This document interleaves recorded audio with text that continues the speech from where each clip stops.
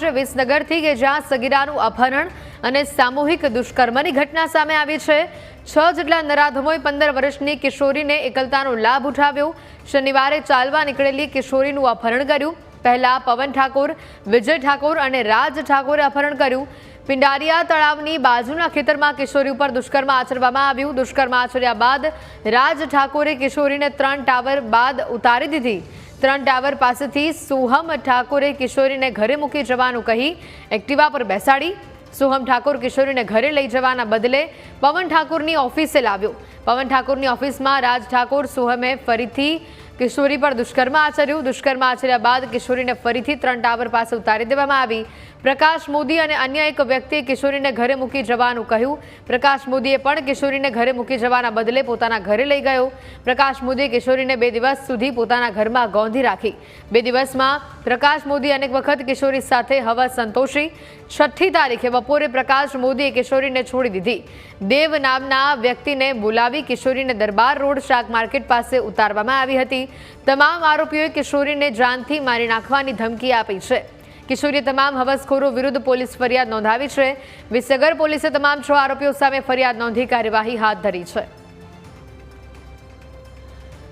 આ ઘટના જે સામે આવી છે ખરેખર ખૂબ જ ચિંતાજનક છે। મહિલા સુરક્ષાની સામે અહીંયા મોટા સવાલો ઊભા થઈ રહ્યા છે। જે પ્રકારની આ ઘટના સામે આવી છે, વિસનગરમાં સગીરાનું અપહરણ અને સામૂહિક દુષ્કર્મની ઘટના સામે આવી છે। 6 નરાધમોએ 15 વર્ષની કિશોરીને એકલતાનો લાભ ઉઠાવી તેને પીખી નાખી। શનિવારે ચાલવા નીકળેલી કિશોરીનું અપહરણ કરવામાં આવ્યું।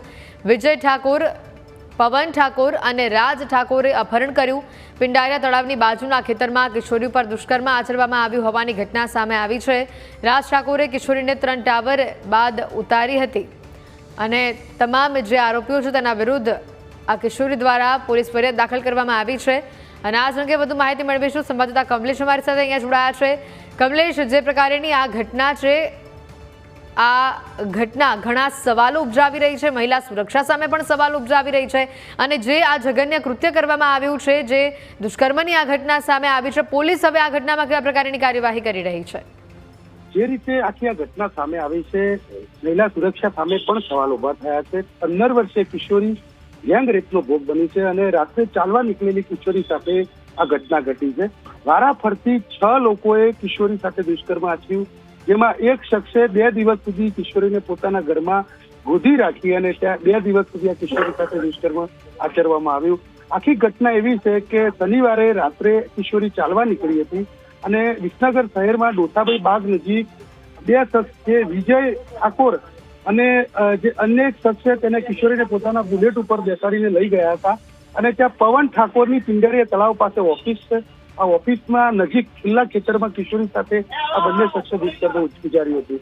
ત્યારબાદ તેમની સાથે રાજ ઠાકોર અને તેના કાકાનો દીકરો પણ ત્યાં હાજર હતો। આ બંને પણ તેની સાથે દુષ્કર્મ ગુજાર્યું હતું।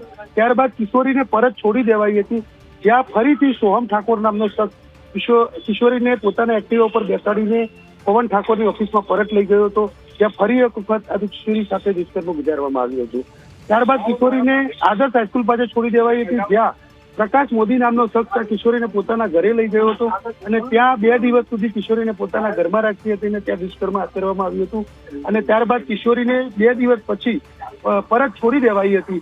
ત્યારબાદ આ કિશોરીએ પોલીસમાં ફરિયાદ દાખલ કરાવી છે। જે 6 શખ્સ સામે ફરિયાદ દાખલ કરવામાં આવી છે, તેમાં 5 શખ્સની વિસનગર પોલીસે અટકાયત કરી હોવાનું હાલ સામે આવ્યું છે, ત્યારે એક શખ્સ હાલ ફરાર થઈ ગયો છે અને વિસનગર પોલીસે આમાં પોસ્કો અને ગેંગરેપની કલમ અંતર્ગત ગુનો દાખલ કરીને વધુ તપાસ હાથ ધરી છે। જી કમલેશ, આભાર માહિતી બદલ।